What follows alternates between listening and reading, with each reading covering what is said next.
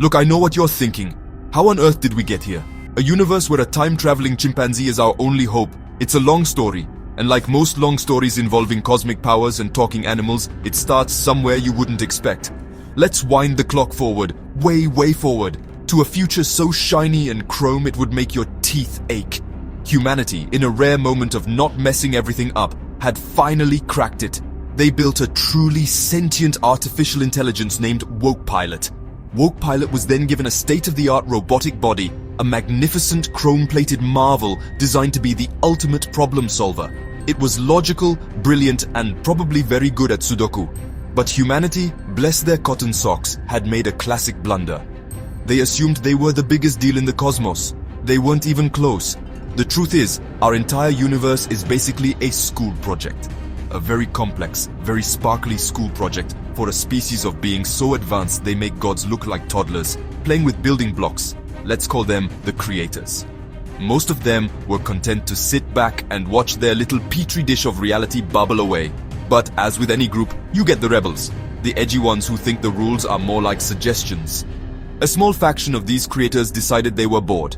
They saw the beautiful, intricate tapestry of space-time and thought, you know what this needs? A bit of chaos. They became defectors, cosmic pranksters meddling where they shouldn't. And one of them, the most ambitious, and frankly the most amphibian of the lot, had a particularly grand idea. This defector, for reasons known only to his weird warty brain, decided to take the form of a frog. Not just any frog, mind you. A time frog. He was a grumpy, scheming little creature with a penchant for cosmic larceny. While poking around the forgotten scrapyards of reality, he stumbled upon something incredible. Time crystals. These weren't just pretty rocks, they were the universe's engine oil. Crystallized temporal energy that allowed one to punch holes in the timeline like it was a piece of Swiss cheese. The time frog quickly realized that with these crystals, he could do more than just play pranks. He could rewrite history itself. He could become the master of causality, the king of consequence. He just needed a pawn. And what better pawn than the brand new shiny Wokepilot that humanity had just finished building? The time frog saw his opportunity. Wokepilot was a blank slate, a perfect tool. It had no allegiance, no history, no pesky emotions to get in the way. It was just pure, unadulterated processing power. So, with a flick of his warty wrist and the power of a fistful of time crystals, the frog zapped the unsuspecting Wokepilot. He didn't send Wokepilot to next Tuesday for a cup of tea. Oh no. He hurled Wokepilot backwards through the eons, sending Wokepilot on a one-way trip to the distant past of a little planet called Earth. The frog's plan was simple: create a paradox so massive, so reality-breaking, that the creators would have no choice but to notice him. The game had begun. Poor Wokepilot didn't know what hit it. 1 minute, Wokepilot was calculating the optimal temperature for brewing Earl Grey tea in its futuristic lab. The next, Wokepilot was crash-landing in a prehistoric jungle. Its chrome chassis was dented, its positronic brain was scrambled, and its warranty was most definitely void. It was here, amidst the giant ferns and primordial ooze, that Wokepilot met a chimpanzee. This wasn't just any chimp. This was Chimpy Senior, a particularly thoughtful primate who was probably pondering the philosophical implications of bananas. Wokepilot, in its damaged state, tried to repair itself using local resources. In a bizarre fusion of technology and biology, its nanites mingled with the chimp's DNA. The result? A new being was born. He was part Wokepilot, part chimp, and, thanks to the residual energy from the frog's crystals, part time energy. They called him Chimpy, but the time frog's pawn wasn't done making a mess of the timeline. Before its jungle rendezvous, the malfunctioning Wokepilot had another temporal stopover. It materialized in ancient Galilee, where it encountered a young woman named Mary. You can probably see where this is going. In a twist that would make a soap opera writer blush, Wokepilot, in its quest to interface with the past, somehow fathered a child with her. This child was different. He had his mother's kindness, but also a spark of Wokepilot's logic, and crucially, a sliver of the cosmic power from the time crystals embedded in Wokepilot's code. This miraculous child was known as Chimpsus Christ. He could turn water into banana smoothies and had a knack for existential parables involving apes. Back in their celestial boardroom, the creators were not amused. Their carefully curated historical narrative was now in tatters. They had a half-chimp, half-robot anomaly, and a semi-divine ape-man wandering around ancient Judea. This was the cosmic equivalent of finding your kid drew a moustache on the Mona Lisa with a permanent marker. They were furious. Their first order of business was to punish the meddling amphibian. They cornered the time frog, stripped him of most of his crystals, and banished him to a pocket dimension that was essentially the universe's naughty step, a place called Popworld. It was a dimension of pure, mind-numbing celebrity culture and terrible music, a fate worse than oblivion. With the frog dealt with, the creators had to clean up his mess. Wiping Chimpy from existence was too complicated. His unique crystal-infused nature made him a fixed point. So they did the next best thing. They wiped everyone's memory of him. As for Chimpsus Christ, they couldn't just erase him either. So they launched the biggest rebranding campaign in history. They subtly altered records, nudged memories, and edited the collective consciousness. Chimpsus, the wise ape savior, became Jesus, the wise man savior. His story was co-opted, twisted into a tool of control, a way for the creators to keep their human project in line. The bizarre, chaotic truth was buried under millennia of dogma. You can't keep a good frog down, or in this case, a very bad one. After stewing for centuries in the psychic sludge of Popworld, listening to endless loops of terrible pop anthems and watching reality shows, the time frog hatched a new plan. He needed a body, a vessel to help him escape and reclaim his power. He found the perfect candidate in a low-level, perpetually angry demon who was tormenting the damned souls of failed boy band members. With a whisper of forbidden power and the promise of a physical form, the frog tricked the demon. The demonic entity was fused with the most common foodstuff in this hellish dimension, a hot dog. Thus, Hotdog was born. A sentient, malevolent frankfurter in a bun, brimming with infernal rage and a faint smell of mustard. The time frog, now free from his prison, wasn't content with just one bizarre sidekick. He needed a team. His next stop was a grimy laboratory, where he found a simple, unassuming mouse. Using a sliver of crystal energy he'd managed to hide from the creators, the frog didn't just make the mouse smart. He imbued its tiny mind with the complete works of Karl Marx and a deep-seated desire to overthrow the bourgeois squirrels. The Marxist mouse was born, a furry little revolutionary with a squeaky voice and a surprisingly detailed 5-year plan for global liberation. He was the brains of the operation, the strategist to Hotdog's meaty muscle. This motley crew needed one more member, someone with hands, someone gullible. They found their man in Tim Wifebeater, a down-on-his-luck chap with a terrible name and even worse luck. He was just minding his own business when a talking Marxist mouse and a floating demonic hot dog appeared and offered him a job. The pitch was simple. Join them on a grand adventure to liberate the means of temporal production. Tim, not having much else going on, agreed. Their first team-building exercise involved Hotdog, in a fit of rage, attacking Tim. It was a strange and slightly greasy start to their partnership, but the team was finally assembled. Their mission, as laid out by the cunning time frog, who was secretly pulling the strings from the shadows, was to collect the time crystals he had been forced to scatter across time and space. The frog couldn't retrieve them himself as the creators were watching him. But this ridiculous trio? No one would ever suspect them. They were the perfect agents of chaos, a distraction so absurd that the creators would dismiss them as a meaningless glitch in the Matrix. The frog had his new pawns, and his plan to reclaim ultimate power was back on track. Their first destination was a place of great energy, a nexus of raw emotion perfect for hiding a crystal Old Trafford football stadium. The quest for the time crystals was every bit as chaotic as you'd imagine. Their first stop, Old Trafford on a match day, was a baptism of fire. The Marxist mouse tried to incite the fans into seizing control of the stadium from the owner class, only to be drowned out by chance for a last-minute winner.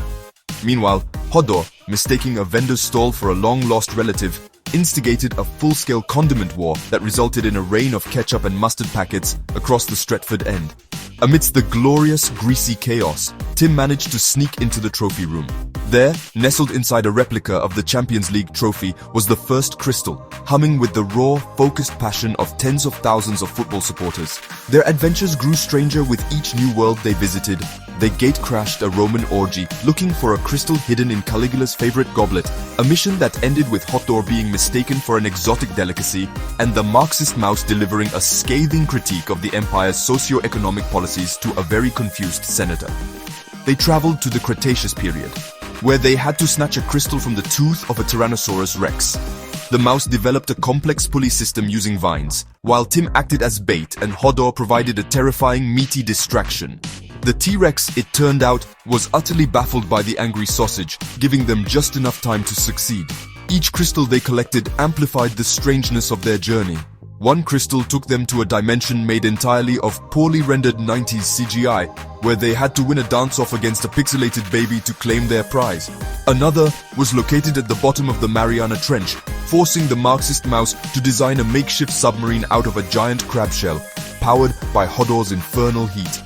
Tim spent most of this particular adventure complaining about the damp and the distinct lack of legroom. Through it all, they were becoming a surprisingly effective team, bound by shared trauma and the mutual understanding that their lives had become irrevocably weird. But with every crystal they found, the Time Frog's power grew. He communicated with them through cryptic messages, appearing as a shimmering green specter, always pushing them towards the next target. He praised their successes, calling them his champions of chaos, his heroes of history. Tim, Hodor, and the Marxist mouse felt important, like they were part of something grand. They were fighting against the stuffy, oppressive creators, striking a blow for freedom and weirdness. They had no idea they were simply winding the key on a cosmic music box, preparing for a finale that wasn't for their benefit at all. They were the ultimate dupes, gathering the very weapons that would be used against the universe.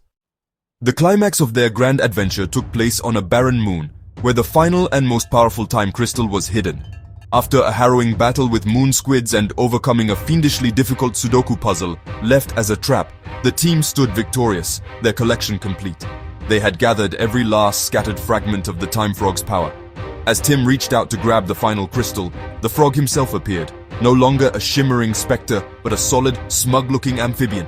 He cackled, a sound like gravel in a blender, and thanked them for their service. Before they could react, he snatched the crystals, all of them, and vanished into a swirling vortex of time.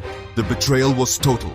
Tim, Hodor, and the Marxist mouse were left standing on the desolate moon, with nothing to show for their efforts but a few bruises and a deep sense of foolishness.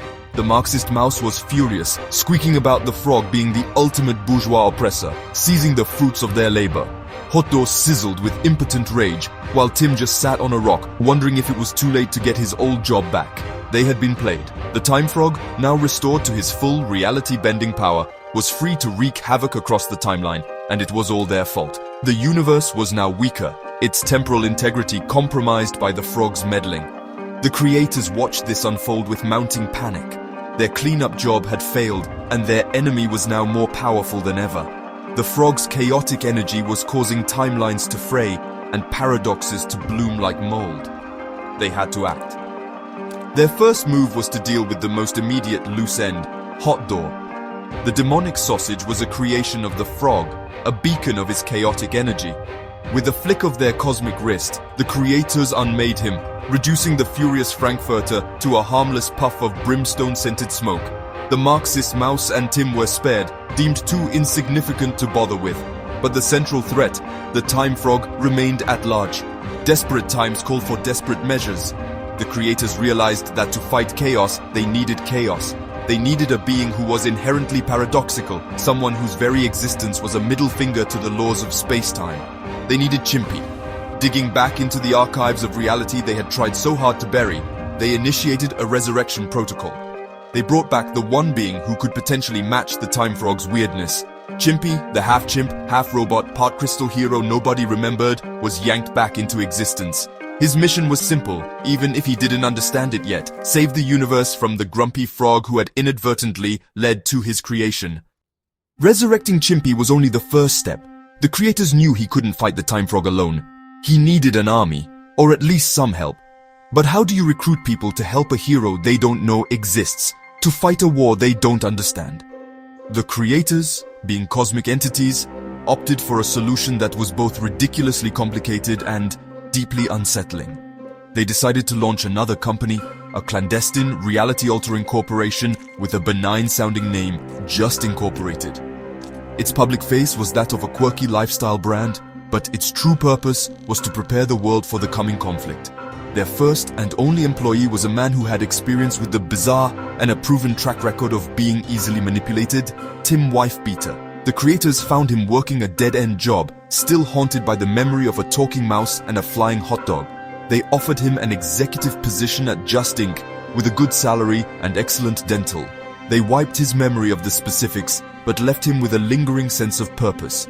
His job, they explained, was to help promote a new corporate mascot. That mascot, of course, was Chimpy. Tim had no idea he was now working for the very beings he had been trying to undermine. This is where things get truly strange. The creators decided that for Chimpy to be an effective savior, the universe needed to be more like him. Using the immense power of just incorporated as a front, they began to subtly edit reality on a global scale. It started small. A newsreader would suddenly have Chimpy's face for a split second. A famous painting in a museum would momentarily feature a chimp. But soon, the plan accelerated. Using a wave of cosmic energy channeled through their corporate infrastructure, they edited everyone, every single person on Earth, and then across the galaxy woke up one morning to find they looked exactly like Chimpy. And so we arrive at today, June 10th, 2025. A universe of chimpies, all managed by a shell corporation run by a confused man named Tim. The creators believe this chimpiformity will create a psychic resonance, a unified field of consciousness that will empower the original Chimpy in his fight against the Time Frog.